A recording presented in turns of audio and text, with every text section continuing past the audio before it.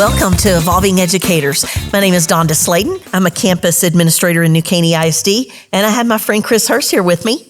Hey, Donda. Nice to be back. Yes, it sure is. Chris, I'm very excited about our guest today because she's been in public education for 26 years. She serves New Caney ISD well with the fun group. We'll get to that in a minute. Okay. And but she's currently our director of recruitment and retention and the liaison for our NCISD Education Foundation. And so she is the one that she gets to have a lot of fun. She's looking for our teachers, right? Yeah. And so she gets to assist in organizing, hosting fundraiser events. She's the face behind the golf tournament that we all love to go June 3rd. Of course. And so we're really glad to have her here today. Trina Persson. I can't wait to interview Trina. Yes.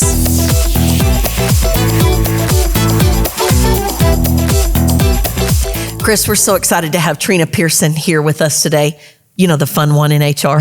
I love her responsibilities in HR, but can you tell us a little bit more about what they are? Sure. And I just have to say before we start, there are lots of fun people in HR. We never want people to have the wrong idea there, but I have to admit, I do have some pretty fun things that fall under my umbrella. I'm obviously the person who kind of heads up that recruitment and retention piece for employees. I also am over our student teacher program, which I know we're going to get to dive into here in just a little bit. Mm-hmm. Also university partnerships, which fall into all of what we'll talk about today. And really the pipeline, you're going to hear that word a lot. Grow your own, you're going to hear that word a lot. Grow your own programs. I'm also the liaison for our Education Foundation, which also, believe it or not, has a big piece in HR. Also certification. I work with one of our HR coordinators and kind of just help teachers get a better idea of routes that they may need to go for additional certifications. And so really anything to help our teachers, bring great teachers in and keep them here. Awesome. Yeah, that's great. What a great job. Yeah. I mean, getting teachers as a principal. I mean, Trina's my go-to because it's that time of year. We're hiring. It's hiring season. We just got our staffing numbers and those things. And so her phone will be blowing up, Chris. I'm sure. Yeah. So let's just talk about first, Trina, let's talk about building a strong team. Sure. And so even from the lens of a new principal or even a seasoned principal, just what are some things that when you're trying to attract a teacher, what are some things that you can do to attract that high quality teacher? Well, some of, you guys know, I was a principal for many years before I moved into this role. And so I really try to pull from that experience when I'm talking to principals about ideas for that. But a lot of it has changed. And I know that we'll talk about that here in a little bit too. But one thing that hasn't changed is you always want to put your best foot forward, not just when you're the applicant, but also when you're the person that's looking for people to come to your campus. And that is really, you want to train your staff to be the ambassadors for their campus. And that term, I can't take credit for that one. Ms. Christy Gates, our executive director of HR, I heard her use that term when she first came here, and I thought, I'm stealing that one. I know, that's what I was just thinking too, is to be that ambassador, because gone are the days, really. I mean, this is really a competitive market. Wouldn't you say, Ms. Persson? Yes. And so before, when I was the Dean of Instruction at Porter High School, we would go to a job fair, we would go to our own job fair, and I would wait for them to come to me and see, and we would talk with them. Well, now, as the principal of Kiefer Crossing, it's changed quickly because now I'm looking. Instead of waiting for them to come to me, I'm depending on you and really going out there when I see them at our job fair. Oh, let's see, she's got some resumes, or I see on her sticker that she's social studies. And I bring a whole crew of people to a job fair. Yes. And I'll bet you you're going to bring the very best representatives that you have. Absolutely. To represent your campus. And, I always tell principals, and assistant principals and those aspiring to be principals, you want to bring and represent the people that you want to clone. We all have great staff members, people that we work with, and we want them to be the model for the people that we want to bring in.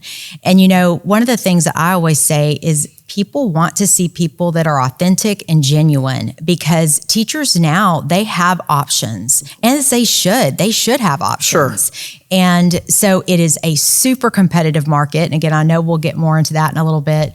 But being an ambassador, it's no different than our president sending someone to be an ambassador for our country to another place. He's not going to send someone that's going to love our country, that's not going to love our country. Right. Same thing for us, because the community's listening. Yeah. And they want to come and work at a place that they hear wonderful things about. Sure. And so, that makes sense that you would want to send, those people that really have a passion for your campus, passion for what they do, love the students and staff they work with. And then that just resonates with the people coming to interview or coming to your table, right? Yeah. Absolutely. Yeah. So what are some key strategies that the district can use that have maybe changed over the years to attract teachers? Right. So I would say one of the key things, and these also definitely fall into that campus world as well, is grow your own. You're going to hear that phrase turned a lot whenever we're talking, and that is, we hear a lot about the teacher market out there. And sometimes what we hear out there is doom and gloom. And sometimes it feels that way. We've got a few spots to fill in July and we're looking for the right people. Sometimes it feels that way. But I'm here to say there are a lot of wonderful people out there to hire. And not only that, we have so many wonderful people right here working in our walls, under our roofs, that with our kids, that we already know they love our kids and we know they're doing a great job with them. And so those grow your own programs are something that over the years, those have evolved. So I talked a lot about university partnerships earlier in the introduction, and those university partnerships are part of that pipeline where we start with like our paraprofessionals, for example. I met this morning there were about 40 paraprofessionals in this group, and we talked about a pipeline to bring them to certification, starting with some of our local community colleges. Yeah. And then that's amazing. And then choosing a path that works for them and their families and their life. Because at the end of the day, a lot of our current employees want to become teachers, but it has to work for them. Sure. And so we talked about those financial hurdles. We talked about time hurdles,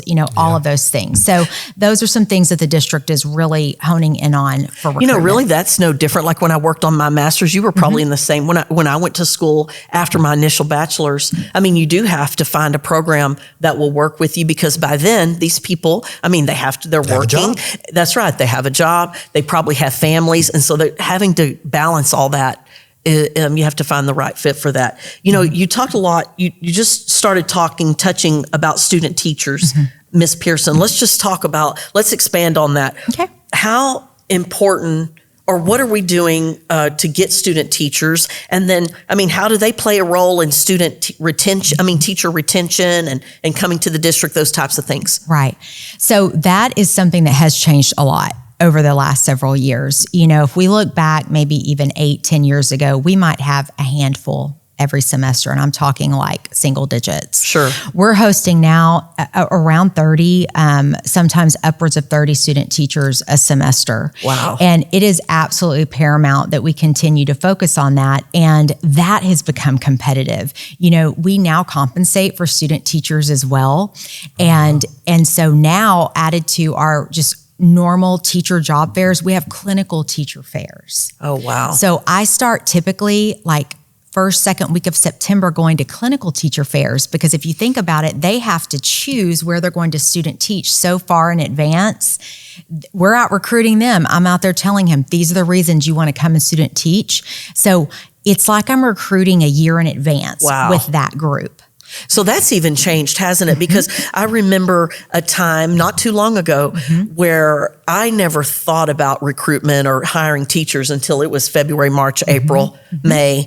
That's when my focus was. Well, now I hear you saying that really we should be always thinking about recruitment and people we come in contact with and what kind of impact because you never know what comes back around, right? I'm so glad you brought that up, Donna, because I made a note and I thought, if I don't remember anything else, I hope it's this. And that's beginning with the end in mind, because we have, just right now, I was answering an email right out here waiting to get started we have student observers that come in that are literally in their beginning courses at our local community colleges or maybe in an alternative certification program. They simply need observation hours. They're reaching out to campuses asking, can I come observe on your campus? Mm-hmm. The way that we greet them when they walk in that front door is a recruitment strategy. The way that we, and we may not have thought about that in the past, right? We may have just, sure, come observe. But now you need to be thinking, I may want to hire you, so let me go make that contact. And it seems so far away. Mm-hmm. And I was a principal. I know we're all so busy, and you're thinking, I've got to get 4 teachers hired for next year already in English, or whatever it might be. But what happens is that candidate or that little teacher candidate, they might be doing observation hours this semester. Well, the next semester, they're doing field placement, which means they would come to your campus 3 days a week. Well, guess what? They have a great experience. They're coming back and they're saying, Ms. Persson, can I go back to Kiefer Crossing Middle School? I loved it there. Yeah. And then guess what happens after that? Then they say, I'm student teaching next year. Could I please come back to Kiefer Crossing? It happens all the time. Yeah. And that is really where that recruitment begins. So student teaching, obviously, I love that piece of it because it's what I do, but I think it's so important. And what a way for our principals to be able to watch them in action with our students. Absolutely. I was just thinking that. It's almost a win-win for both of you, really, because as the principal, that's when you just get to observe from a distance, right? Of, they're there with a mentor, and then you also have your mentor teacher to consult with on how's it going for the teacher. But certainly, it's early mentorship. Yes. I mean, even the teacher can make sure that, because we want them to stay, right? In the profession for sure. And so all of those things are so important to add to that student teaching component. Yes. So I know that I had a student teacher, and I mean, she just wanted to stay. She still is teaching with me. That's and great. So that I know I came to learn how important, I did come to learn how important that was. Because when they're there, you're going to need a math teacher, Trina. I mean, you're going to need an ELA and English, right? At some point. So we have to be mindful, put that in the forefront, be mindful that we're always in recruitment mode, because that's going to have an impact. It is. And if I could add one more little point to that student teacher piece that is really crucial and for aspiring administrators, and it's that I work collaboratively with the principals on selecting those supervising teachers for those student teachers. And we have so many fabulous teachers in New Caney ISD, but we have a lot of fabulous teachers that may not feel comfortable supervising, because it takes that may not be their strength. That may not be their strength. And, you kind of have to let go of the reins a little bit to allow the student teacher to take over some things in the classroom. Yes. And so even, again, that advice to those aspiring administrators or those new administrators is that you, again, select a supervising teacher that you want to clone. You select those that you want to train others to be. Of course, we want them to be their own person, but you select those that you want to model those characteristics after. Right. Well, we all know how hard it is your first year teaching anyway. You have to have a frame of reference. Absolutely. And so, of course, we would want to pair them. And I know you spend a great deal of time matching those people, and you do a great job of that along with the principals. And I know we talk a great deal about that, Trina. And I just thought we would say, okay, these are some good teachers, but you ask really good questions. Is this person going to be able to mentor? Is this person one of your campus leaders? Those kind of things, because we do want to clone them. And then the teacher, when they are on their own the next year in their own classroom, they have to have a frame of reference. They do. And so they're just going to lean on what they've already been exposed to, which is what we want. Right. So I've heard you've started to talk about recruitment and things, but how has your recruitment strategies begin to evolve and change? It seems very different when we recruit teachers than in the past, when we just have a job fair and hire, right? Absolutely. And recruiting has definitely changed over the years. A lot of people that I talk to are like, it must be so fun to go to job fairs. And that's, job fairs are fun, and they are they're definitely, one of my favorite things to do, but actually job fairs are really a small fraction of how we recruit. Wow. I would think that would be the main thing, right, Chris? Because you go out to our universities, and I'm sending you guys screenshots of their resume before I leave there, yes. But those candidates at the job fairs, they go quick. Wow. And so, because they are our recent group of graduates. And so what we look at backing up from there is, I think it's important to point out there's a lot of data that we look at when it comes to recruitment strategies. And we have employee surveys that we do every few years. Mm-hmm. And that really drives our decisions on, especially those concrete things that we do as a district to recruit. So for example, every single year that we've done an employee survey, and that's across the board, across the district, the number one reason that people say, for example, that they stay in a district, what do you think it would be? Any guesses? Climate and culture of the campus. That's it. Oh. That's it. It's climate and culture Okay. is number one about why they stay. And I know I'm jumping around there a little bit, but it's how their administrator supports them. Mm-hmm. It's their campus the leader. administrator that makes perfect sense. support every single time. Those tangible things, though, on the survey also continue to be, they're consistent. And that is, we have really competitive pay in New Caney. Yes. And we all know that people are not in education for the salary, but we're professionals, and they right. deserve to have a competitive salary. And I'm super proud when I go out to job fairs. I'm proud of that sign that I get to sit out on that table. Our stipends are very competitive with area districts, many times higher than area districts most of the time. I mean, I have other recruiters come to our table taking pictures of our signs because they're like, I'm taking this back to our district. Right. But where a lot of those stipends came from was feedback from our teachers about workload and what was needed. Or so this is data that's collected, but disaggregated and analyzed. Yeah. Yes. I love that. And I think principals, my advice on campus would be, you can do that on your own campus too. Mm-hmm. And so again, these recruitment strategies are also retention strategies. So this salary, we know the salary is great getting started. We know that. Our calendar is a huge draw. I would agree with that. The innovative calendar, there's no way we could ever go back. I don't think, everyone loves the calendar. Yes. But those surveys are a tool for us to confirm that these are things that they want to continue to do. It's bringing people in, but it's also keeping people here. I mean, that's a huge thing, the retention, because, you spend so much time pouring into them, and you need to be mindful as a leader, an aspiring leader, or even a seasoned principal about that piece of data, Trina, because when they leave, you have to start all over again, right? Yes. Yeah. And why are they leaving? Yeah. But I think almost equally as important, if not more, is why do they stay?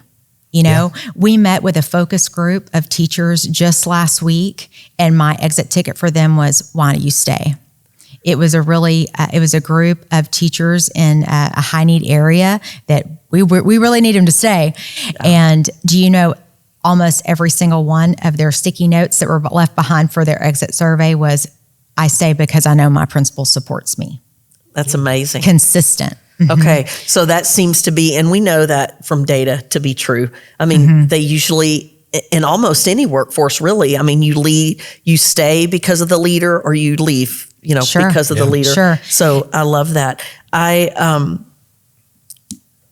think you asked, there was one question I'm not sure I covered completely, but about that recruitment piece and the changes, social media has really talk about that a little bit. That's so interesting to me. So much. It's changed the game. And I'll be the first one to tell you, I've learned a lot over the past even couple of years about using social media as a form of recruitment. I mean, we obviously know that we would market and advertise in that way, but looking at the analytics of it. So, and I have a person on our team, Mr. Salinas, that does a good job of bringing me looking at those analytics, and we talk about it.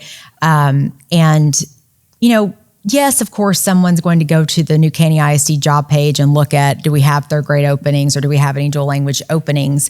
But when we're looking for a culinary arts teacher, or when we're looking for probably any of those CTE teachers, right? Absolutely. Yeah. Any of those.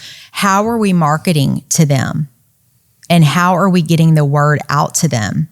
And then not only that, right before I walked out the door to come over here, we were talking about our job fair. And I'm like, okay, how many people do we have signed up? We've pushed that out on social media. We have options to push postings out into certain zip codes. And so we look at certain university areas that I know have strong teaching programs, and I make sure that we're pushing out those postings to those areas so that I'm covering the people that I'm going to recruit. We look at, okay, 2 weeks before the job fair last year, how many people did we have signed up? Do we need to do an extra push from our Facebook and Instagram? Those types of things. So that really takes the guesswork out of it. I mean, I love that you're analyzing data. I mean, Chris and I are math people, and so we love, charts and graphs. And so, but that data piece, I mean, that is so interesting that you would have those analytics and be very intentional. And you don't have to just cast a net, it sounds like, Ms. Persson. You can really be intentional about the needs of the district. You can see if they're even clicking. Are they really reading it, or are they just clicking? And those are the things that I've learned over the years. I can go out and talk to teachers all day long. I love that. Right. But are you at the right place at the right time to where, because I have heard you say before, where you would go to a certain job fair and you have said to, okay, Donda, I'm going to this job fair, but just wait and see what I get because these people don't leave this area. Yep. So then you are even in tune to, are these people going to go to college and then move away back home? Yes or no? And sometimes it is no. They like the area, and traditionally through the years, no one will leave the area, and so we know exactly where to concentrate our efforts. I love that. And so I think when principals, again, I know we want to focus on that advice for principals, that there is so much that you can really dig into at your own campus. Because, for example, I do a retention report annually for our superintendent and for our own department that we look at. Sure. And the purpose of that is to find trends. And you can do that at your own campus as well and look at, over the last 3 years, how many of our instructional paraprofessionals have stayed with us, or how many of our 3rd through 5th grade teachers have been with us, or maybe have taken another path. It's time well spent. And it can help drive your decisions, just like when you're analyzing test scores with your kids. Absolutely. I didn't even realize I was doing this, Chris. I had a teacher come to me and say, what openings do we have? And well, we have a couple of openings. And he said, because, I have some friends, and this is such a great place. I would really like to teach them to teach with me. And I want to tell them how great this is. Well, that gave me the idea. I thought, well, why not just put the openings on a little spreadsheet, share it with my department chairs, and just say, y'all share it with your teams.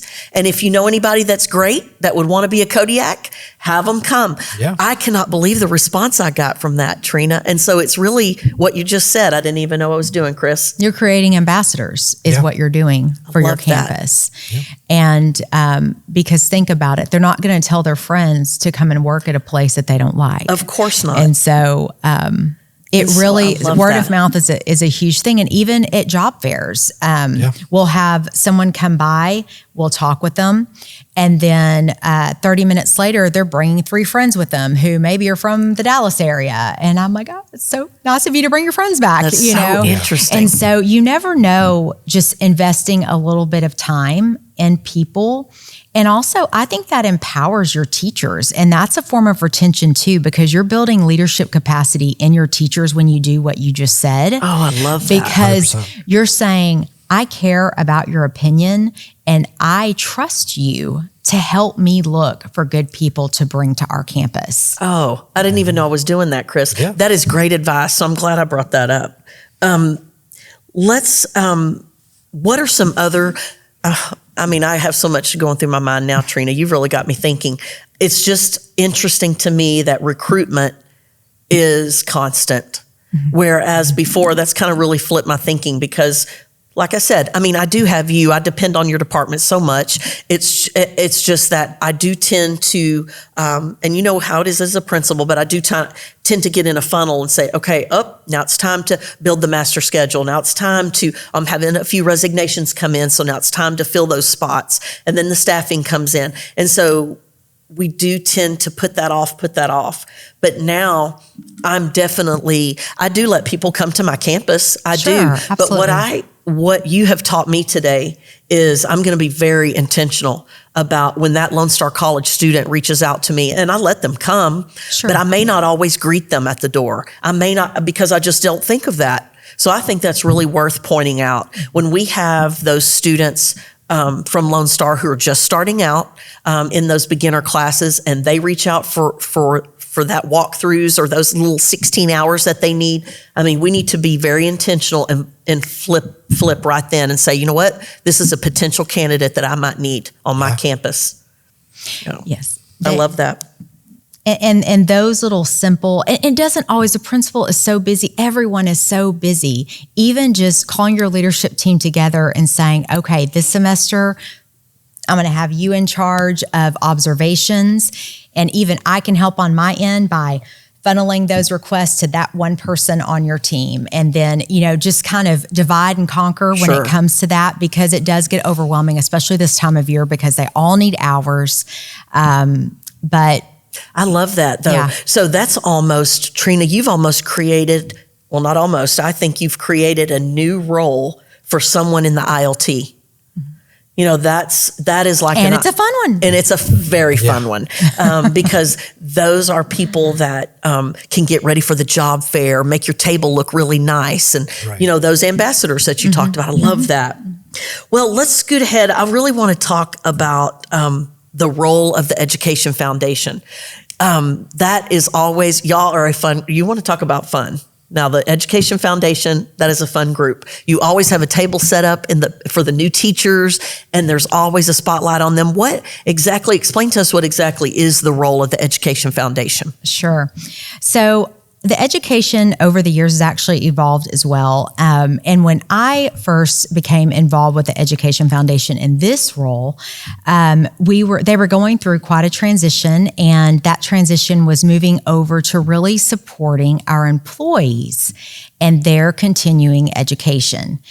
Because if you think about it, when someone earns a degree or certification, whether it's a bachelor's degree or their master's degree, no one can take that away from you. Like, that's yours. And so we're really investing in something that's theirs. And then, don't get me wrong, purchasing, classroom sets of something is great too.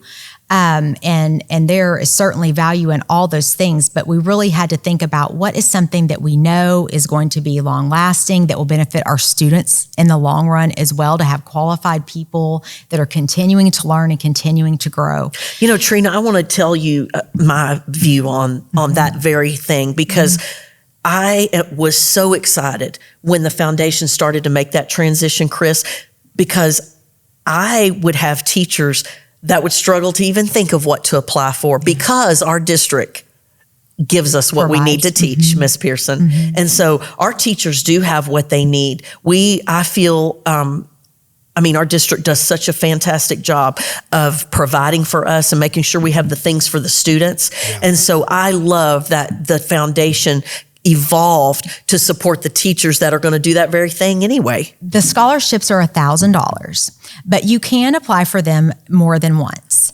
And, our hope is that it will grow it already has grown. It has, I agree. Absolutely has helped. I know, I have the data to show that. Yeah. Again, same with a focus group just last week, 1/3 of them were paraprofessionals in our district and are now serving as special ed teachers in our district. That's amazing. Awesome. It takes time, and that's when it goes back to that beginning with the end in mind. Yeah. And I just encourage anyone that is listening to this, that they will take the time to look at that scholarship application. The foundation really has, a passion for this. They want to support, but besides that, they do things like, I know that you were talking to our Teachers of the Year a little bit earlier. They definitely support Teachers of the Year with a very special gift. Yes, they do. Whenever they are awarded that special honor, even little things throughout the year, just gifting, special treats and food to different campuses throughout the year for little things. They really they give, and these are volunteer positions on this board, and they're from all walks of life. We have everything from attorneys to former college professors and college counselors and advisors, business owners. Of course, we have some district representatives there, but they are really a special group, and we're thankful for them because we've been able to do some things that we would not have been able to do previously without their support. And as far as, again, speaking to these aspiring administrators or for those that are already new to leadership, right now, if you're listening, think about somebody on your campus that you know would be a rock star teacher. Yes. And then you go and you talk to them. Have you applied for that Education Foundation scholarship? Call Trina Persson, ask her about that, because sometimes just getting started is the hard part. I agree. I love that, Trina. We also, these partnerships made me think of, sometimes you will send an email and it will say, like there's going to be a cohort of New Caney for Stephen F. Austin. Or could you describe that a little bit? Sure. What are those about? Sure. Those are, cohorts are basically where you have a group of, say, 10 or 12 people that are all working toward the same degree, and you take your classes together. That might be online, that might be in person, it might be a hybrid. Most cohorts have moved to more of a hybrid situation. Sure. What I have found with cohorts is that they are so flexible because they are forming the cohort for us as a district. So like Lone Star, for example, that's one of the things we talked to them about this morning was a cohort. Mm-hmm. And basically when I reach out to them and say, hey, can we have a cohort for Associate of Arts in Teaching? Once we start the ball rolling, they ask I really do another survey. I do another survey with the people that are interested, and I say, what night of the week works best for you? What do you prefer? Hybrid? I mean, they are so flexible because they want what we want. Sure. They want to grow teachers also, because even though New Caney is not the only school district they serve, we are their community and they want to serve as well. And so I love cohorts because I think it provides another support system for those going through that cohort. Sure. Probably all of us have seen that or I experienced it through my master's degree. Right. And I still remember some of the people and we're at different parts of the state now, but right. I can still remember going through that with them. It's an added level of support. They have those for master's degree programs. I think one time we did a cohort with Sam Houston and we had like 12 counselors that came from that program. Yes. So it's a great option. So really HR is almost I've heard Ms. Gates say this, and speaking of her words, and this really is true. This is like a one-stop shop. Human resources is a one-stop shop, and that's really the focal point of what we do. I mean, it starts with your department, Trina. So we appreciate you so much. Recruitment, I really am going to think about this differently, Chris, because this is a year-long process. This is actually even more than that. Start with the end in mind. So I'm going to remember that. I'm going to need content teachers. I'm going to need elective teachers. So anybody, that has to start early, even with the Lone Star student with the observation hours. I love that. Well, we really appreciate you coming today, Trina. Well, this has been so good. And I know this will be great information for our new leaders, Chris. Yeah, I bet it will. All right, and when we come back from a break, we're going to ask you a question, and we're going to try and see what quote you can leave us with today. Okay, I'll come up with one. All right, well, we're back from a short break, and we've got a question from one of our aspiring administrators. Yes. Okay, and today's question, I think you're going to really be able to help with, Trina, because this question is, how do you build a strong network of people and that you can really rely on? Okay. So I think that is not something that happens overnight.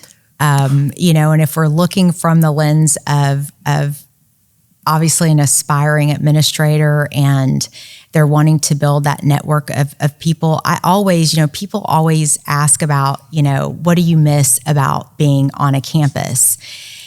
And it sounds so cliche, but I really do miss my people. I miss that network because you bond in such a way while you're on that campus. And so that network of people that you form begins with these things that we talk about.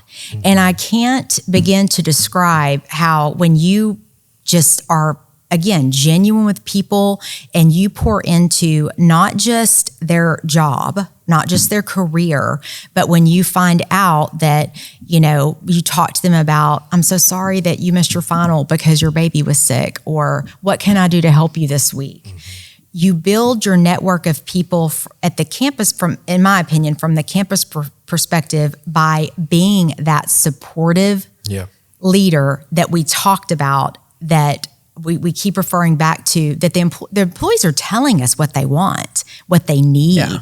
And so again, building that network, I feel is imperative to just be genuine and just, care about what's going on in their lives and not just in their career.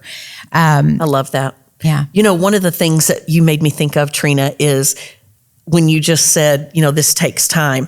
So I feel like sometimes, Chris, when we're at our aspiring leader meetings and things, and they ask questions like this, it feels like they think there's a magic bullet, or that this is just something they need to do for this to happen. Mm-hmm. And so I love what you said, and I couldn't agree more. This is a marathon. Mm-hmm. So if you're going to make connections, if you're going to build a network, then you have to be very intentional about how you treat people. You have to lead with empathy and ask questions, lead with curiosity, not just, and assuming the best of the people, not jump to a conclusion of one way or the other, right?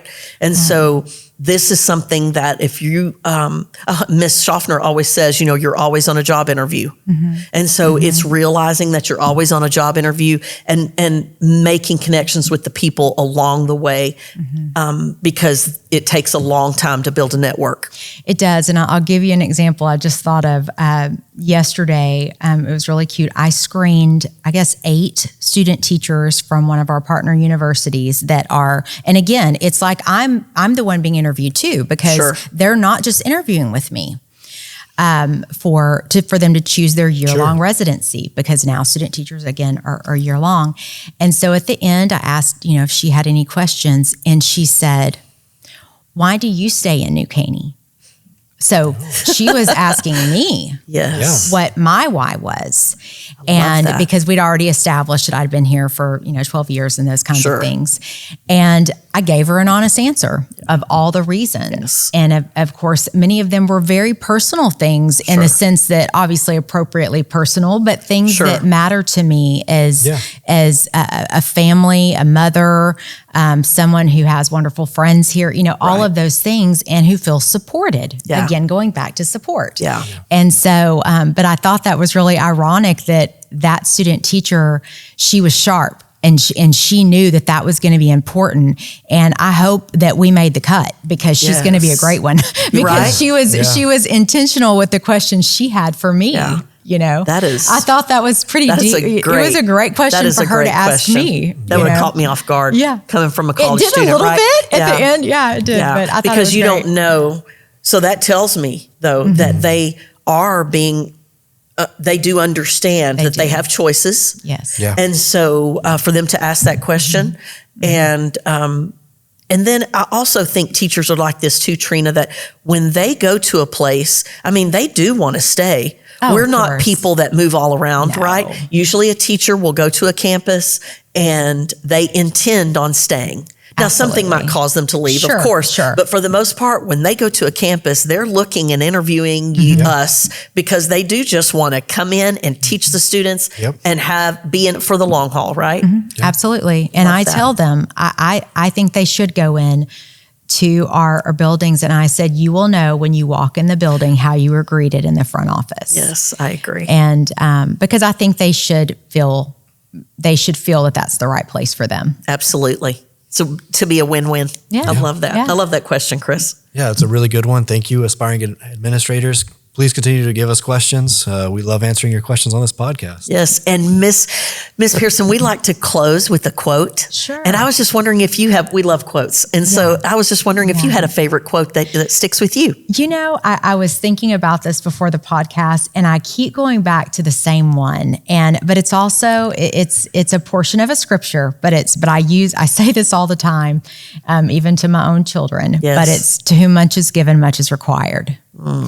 And I think as leaders, and I think this is maybe why it kept coming back to me, you know, we have a lot of hard days as leaders, and our aspiring leaders I'm so thankful we have so many people that aspire to be teacher leaders and to be campus leaders. We need great teacher leaders and campus leaders, but we're given this chance to be a leader, no matter where it is or what we're doing, but that comes with a great responsibility. And there's so much that is required. Yes. And so it's not something to take lightly. Yeah. Yes. And so again, that's just something that always resonates with me, because it's easy to walk out. It's Friday now. You're walking out. You're thankful it's Friday, but man, it's a beautiful Friday. We're going to walk out. We work in a great district. We've been given a lot. We're sitting in this beautiful building. Yes. You know, but we work hard too. Yeah. I love that. And so much is required. And great rewards, though. Great rewards. So much is required, but man, what a great place to be. Yes. Well, thanks again so much for coming on the episode. We really appreciate you coming and thanks for having me. Lending us some insight into this process. Absolutely. And we hope to get you back on the show later. I would love it. The fun one always has more to talk about. That's right. Absolutely. I love it. Well, thanks. We'll catch you guys next time. Till next time.